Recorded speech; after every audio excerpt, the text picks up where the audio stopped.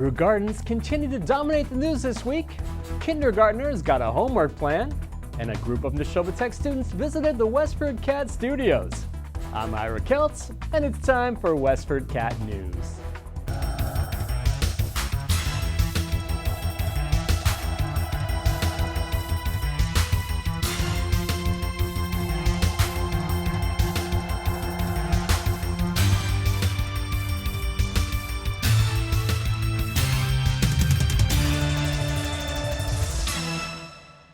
At the school committee meeting on September 12th, Assistant Superintendent Carrie Clary presented a homework teaching tool for kindergartners. Clary said the bingo-like sheet had been devised last year by Namnasset School kindergarten teacher Kate McGuire. School principals had met recently to discuss homework in general.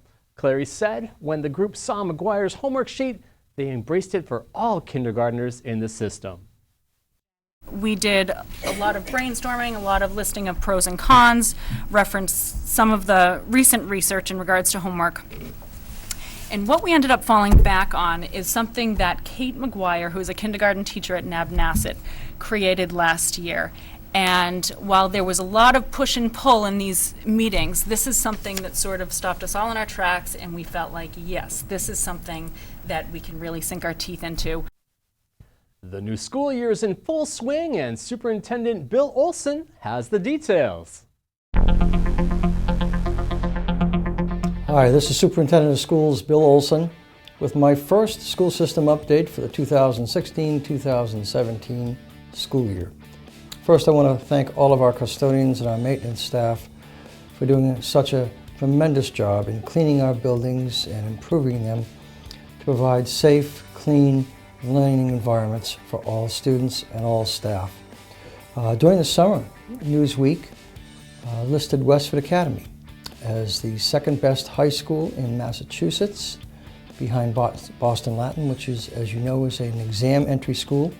And Westford Academy was listed by Newsweek as the 47th best high school in the entire nation. Now, I understand that different agencies and different organizations rate school systems on different criteria, but consistently our school system is rated among the very best in the state and one of the top school systems in the entire nation.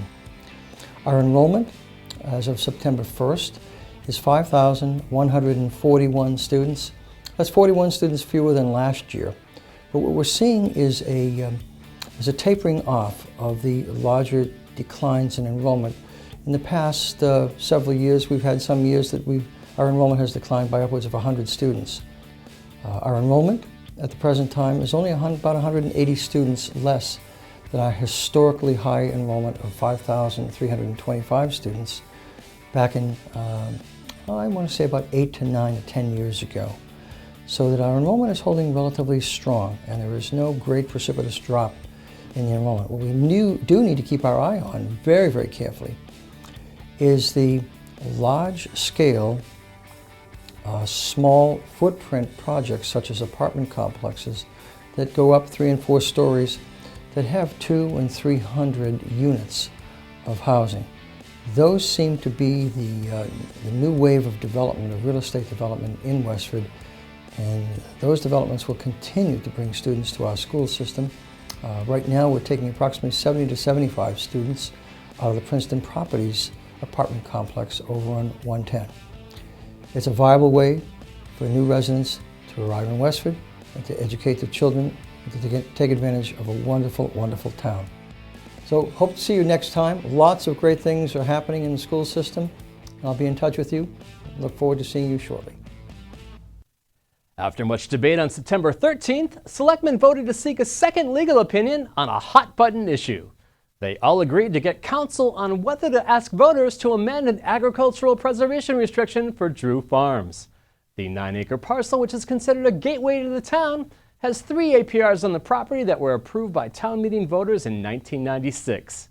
The town paid then-owner, resident Keith Bone, $525,000 between 1997 and 1999 for the development rights, but over the years the site has fallen into disrepair. The current landowner, Abby Masaladon, wants to build a 23,670 square foot farm-to-table restaurant on the property. But to do this, town meeting voters would have to approve amending one of those APRs. Selectmen voted unanimously to seek out an attorney who specializes in land protection. The board is caught between a group of residents who want the land to remain as is and Masaladon, who purchased the land in February. If Westford approves the change, it could set a precedent that could affect thousands of restricted acres throughout the state. In the long run, this will be the biggest lawsuit the town has ever had, because it's never happened in the United States or Massachusetts. And I'm not saying that for hyperbole. I really am not. It's just, this is, I think, so precedent-setting, and that's what's so worrisome. Planning board members were addressed by Francis Parisi of Varsity Wireless LLC on September 18th.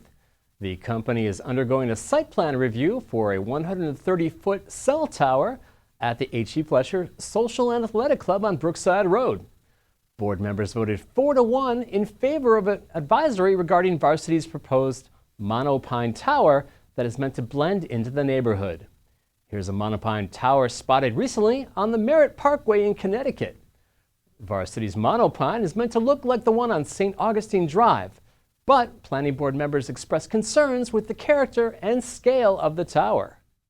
I move that we present to the Zoning Board of Appeals that the Planning Board has serious concerns about site plan standards C and G concerning obstruction of scenic views from public accessible locations and minimizing unreasonable departure from the character and scale of buildings in the vicinity.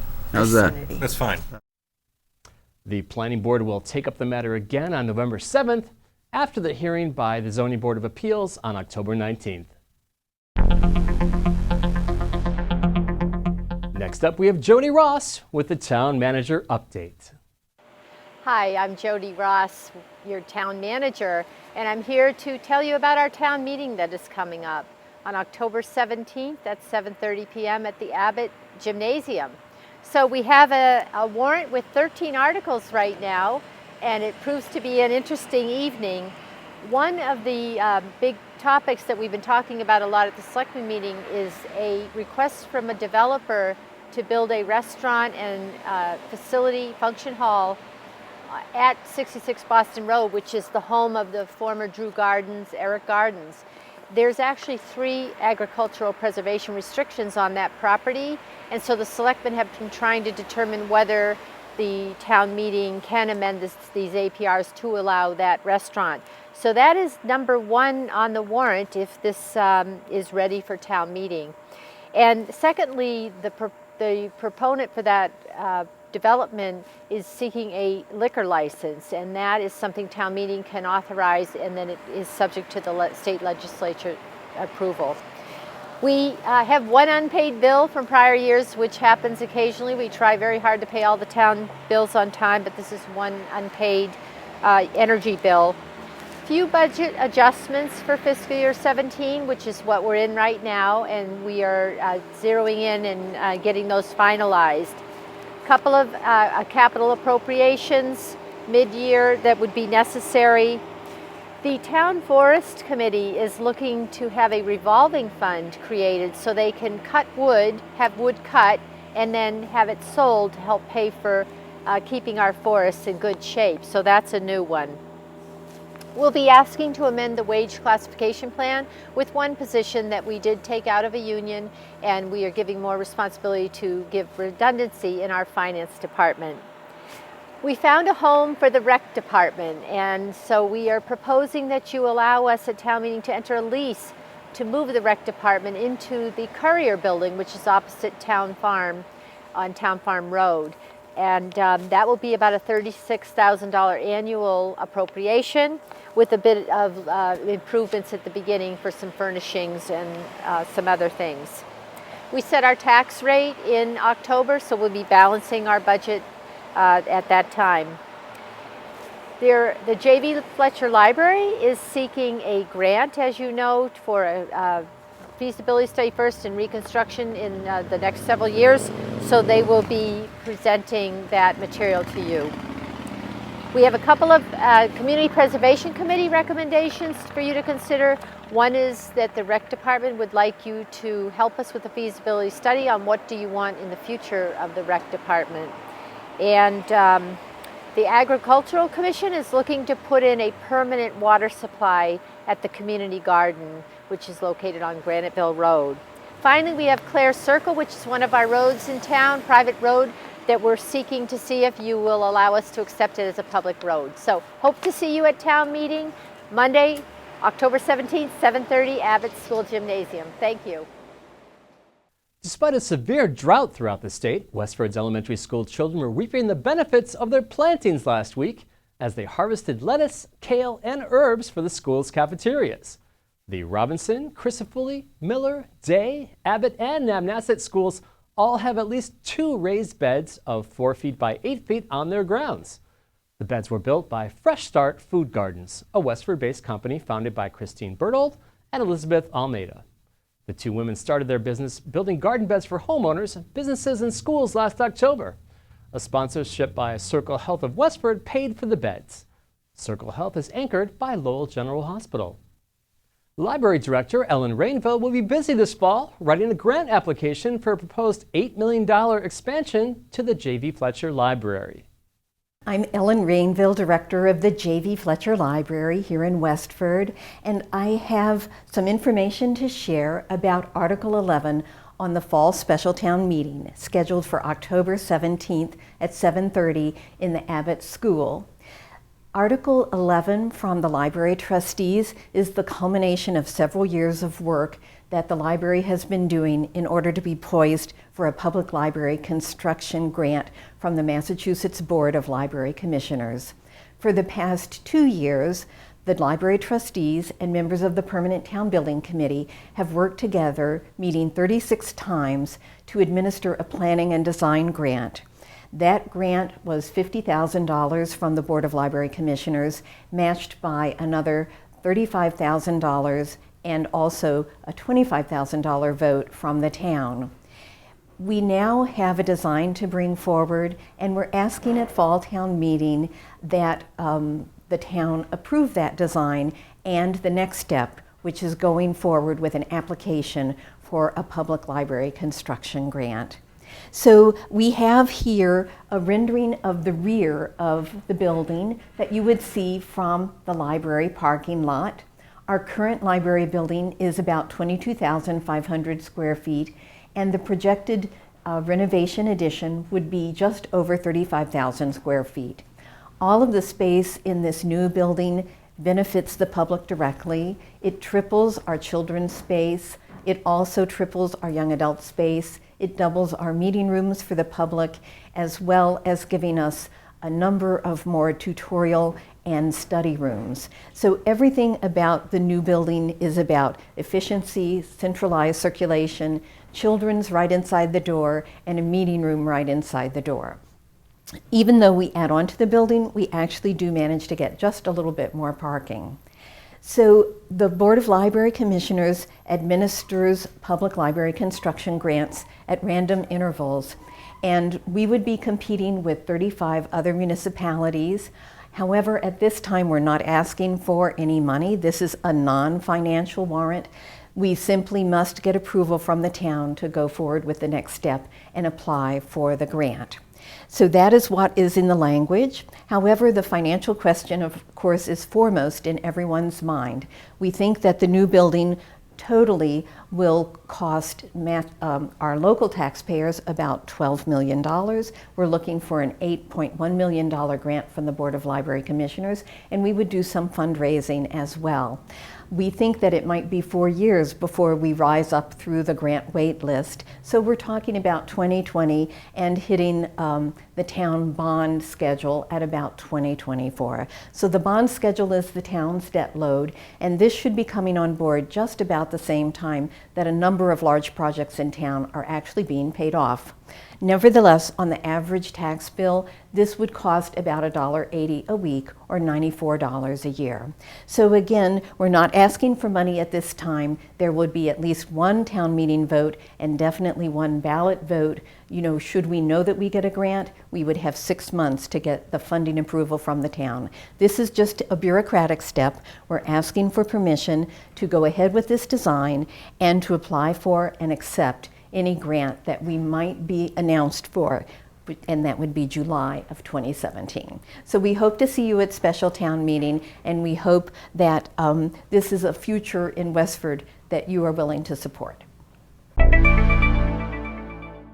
And now, the benefits of garlic in your diet with Rekha Sharma and this week's health tip. Hello everyone, I'm Rekha Sharma, back with a new health tip for WestfordCat News. Today I'm going to talk about garlic. There is an old saying, an apple a day keeps the doctor away.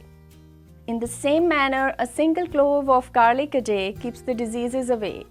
Its anti-inflammatory properties and rich antioxidant compounds helps in pain and allergies. Due to its anti-carcinogenic properties, use one raw garlic clove daily to reduce the risk of cancer. It also helps with cough, cold, and seasonal allergies because of its antibacterial, antifungal, and antiviral properties. It improves digestion and lowers your sugar and cholesterol.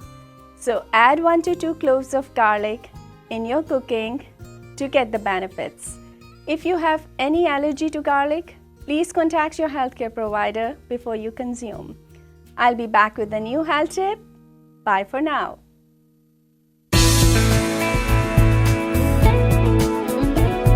Hello, Westford. This is Giuseppe with the weather forecast for this weekend in the week of September 26th. It looks like cooler fall weather is heading our way. Here's what's coming up. On Saturday, temperatures begin to cool down a bit. There will be cloudy skies early and partial clearing later in the day. The high will be around 64 degrees and low around 43 degrees. On Sunday, it will be mostly sunny with a few afternoon clouds. The high will be 61 and the low around 41.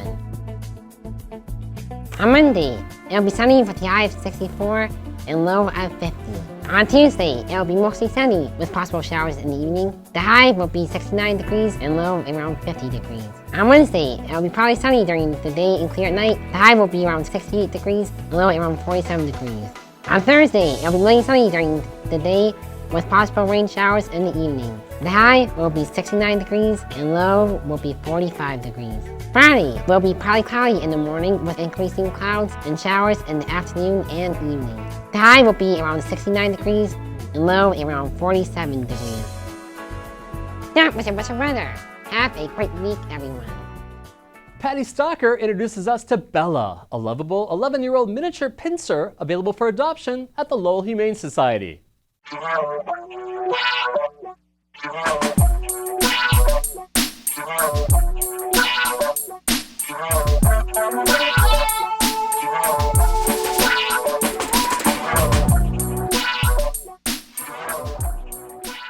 I was at the Lowell Humane Society on Broadway Street in Lowell recently, where I met with marketing and fundraising manager Crystal Arnott.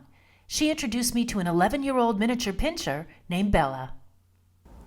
So this is Bella. She's an 11-year-old miniature pinscher. She came into the shelter. She was bounced around a little bit from home to home, and she ended up here because she was living in an apartment building, and the noises outside of the apartment with so many people walking by in the hallway would really set her off a lot, and she would bark. We think that in a home where there's, a single family home that's not attached to other apartments with a lot of people will be a much better match for her, and that she then won't be, barking and making that noise. She's very sweet. She really just will sit with you and cuddle for hours on end. Bella does prefer either small dogs or to be the only dog. And she's not great with children. She'd really just kind of a mature girl who would rather a nice quiet home with adults, maybe a nice senior who's looking for a companion. She will just sit in your lap all day and give lots of kisses and snuggle. She's a really cuddly girl that loves to be pet and loves attention, and she has the softest coat ever. She had a dental surgery. She had some pretty grody teeth in her mouth, so we took care of that. The surgery's already been done, and it's included in her adoption fee. There's no additional charge for that we've already taken care of. So miniature pinschers, the smaller breeds will often live, a little longer than your larger dogs. So you might see miniature pinschers live closer to the 15-year range. So even though she's 11, she's got, a bunch of years left in her. They can live 15 to 17 years. They tend to be very energetic, very smart. They really like to play. They like the types of toys that they can interact with and kind of figure out. So puzzle toys are great for them. She doesn't mind going for walks. She enjoys it, but she doesn't need those like marathon walks that some of the bigger and younger dogs need to keep their energy, in check. She is pretty mellow and just likes to hang out, take a nice short walk each day, maybe enjoy some time running around, but for the most part, she'll just sit with you and nap in your arms. Come here. Good girl. Good girl. Come here. Good girl. Oh, yes, you're such a good girl. We're not sure exactly how many homes she had before coming to us. Like I said, she was a little bounced around a bit. And we weren't able to get her full history. But we just know that the right person is out there and going to take her and give her the best home for those golden years. If you'd like more information on how to adopt Bella or any of the other animals at the Lowell Humane Society Animal Shelter, or find out how to donate, volunteer, or fill their wish list, you can visit them at 951 Broadway Street in Lowell. Call 978-452-7781 or visit their website at lowellhumanesociety.org. For Westford Cat, I'm Patty Stalker. What's going on around town? Well, here's Sarah Fletcher with details. Rangoli Grill is holding its third annual Rangoli Art Contest. A Rangoli is a colorful folk art from India, believed to bring good luck. It is traditionally a welcoming symbol at an entrance of a home, especially for a holiday or special occasion like a wedding. Draw, sketch, or paint your version of a Rangoli design and bring it to the restaurant by October 31st. The top 2 winners will be chosen from 3 age categories. Visit rangoligrill.com for more information. Flyers are available at the restaurant. Jodi Gilson is teaching us how to get our gardens ready for winter. Join her on Thursday, September 29th, 7 p.m. at the Fletcher Library. No registration is required for Winterizing Your Garden with Jodi. Visit westfordlibraryfriends.org for more information. Award-winning painter and illustrator Donna Berger is featured in the PCA Gallery through October 30th. Donna's work includes expressive realism portraits, life drawings, and sketches of children, people, and pets created using acrylics on canvas and ink, crayons, and colored pencils on paper.